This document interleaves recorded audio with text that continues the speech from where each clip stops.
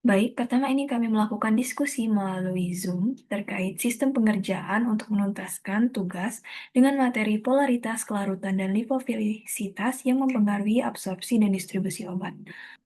Lalu dengan media ChatGPT, kami mencari jurnal dengan indeks Q1 dan rumusan masalah. Setelah itu, setelah kami menemukan beberapa jurnal, kami mengecek akreditasi dari jurnal-jurnal tersebut. Dan ini indeks akreditasi jurnal yang kami gunakan. Salah satu jurnal yang telah kami temukan yaitu jurnal dari Molecular Science MDPI yang membahas terkait atasi tantangan dalam bioavailabilitas obat molekul kecil, tinjauan faktor dan pendekatan utama. Di dalam jurnal tersebut dijelaskan bahwa obat molekul kecil tetap menjadi landasan farmakoterapi modern, mewakili lebih dari 90% terapi yang disetujui FDA. Namun, bioavailabilitas oral yang buruk terus menjadi hambatan utama dalam pengembangan obat molekul kecil yang secara signifikan berkontribusi pada tingkat kegagalan yang tinggi dalam uji klinis. Tantangan yang beragam terkait dengan pencapaian bioavailabilitas oral yang memadai berasal dari interaksi kompleks antara sifat fisikokimia, karakteristik formulasi, dan hambatan fisiologis yang mengatur perjalanan obat dari saat dikonsumsi hingga ke tempat kerjanya.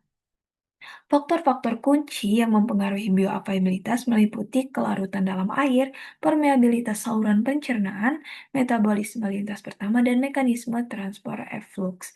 Dari jurnal tersebut menyatakan bahwa kelarutan dan permeabilitas adalah dua parameter yang sangat penting dalam absorpsi obat, dan juga menegaskan bahwa keduanya menjadi penyebab utama rendahnya bioavailabilitas obat molekul kecil.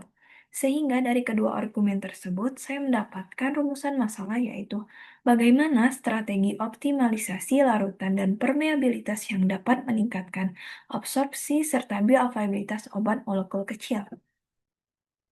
Dari jurnal yang sama, saya menemukan solusi dari rumusan masalah saya yang menjelaskan bahwa keurutan merupakan sifat fisikokimia penting secara mendasar menentukan penyerapan dan bioavailabilitas obat. Untuk penyerapan yang efektif melalui saluran pencernaan, obat-obatan harus terlebih dahulu mencapai pelarutan yang memadai dalam lingkungan berair lumen GI.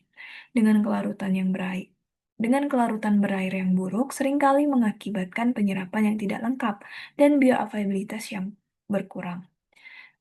Setelah itu, salah satu strategi yang dijelaskan juga dalam jurnal ini adalah dengan pembentukan garam. Untuk senyawa yang dapat terionisasi, pembentukan bentuk garam dapat secara signifikan meningkatkan kelarutan dalam air.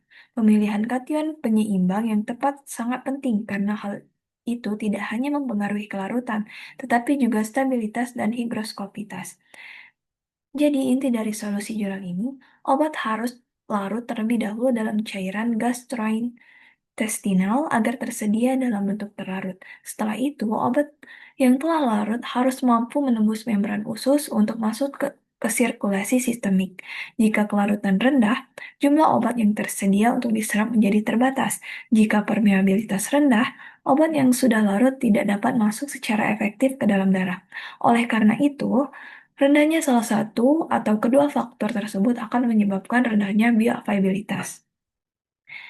Kami juga menemukan salah satu jurnal pembanding dari ACS Omega. Jurnal ini juga menekankan terkait strategi, yaitu pembentukan garam. Pembentukan garam dari obat-obatan asam dan basa merupakan cara yang tepat untuk meningkatkan kelarutan dan laju disolusi dan bioavailabilitas obat-obat yang sulit larut. Secara spesifik, bentuk garam dari obat-obatan menunjukkan kelarutan yang lebih tinggi dibandingkan dengan bentuk asam atau basa. Untuk meningkatkan kelarutan dan penyerapan oral obat-obatan yang sulit larut dalam air, pemilihan garam merupakan faktor yang penting. Di jurnal tersebut juga menjelaskan bahwa terdapat strategi tradisional dan modern, misalnya sistem penghantaran obat berbasis lipid, termasuk berbagai formulasi seperti sistem penghantaran obat yang dapat mengemulsi sendiri, yang telah dijelaskan dalam ilustrasi gambar berikut. Gambar tersebut menjelaskan tantangan pada obat yang memiliki kelarutan rendah dan permeabilitas rendah yang termasuk dalam BCS kelas 4. Obat dengan Karakteristik ini sulit larut dalam cairan saluran cerna dan juga sulit menembus membran usus, sehingga menyebabkan bioavailabilitas oral yang rendah, efektivitas terapi menurun, dan berpotensi mengurangi kepatuhan pasien. Untuk mengatasi hambatan tersebut, dikembangkan berbagai strategi formulasi baik melalui modifikasi fisik seperti mikronisasi dan solid dispersion, modifikasi kimia seperti pembentukan garam dan prodrug,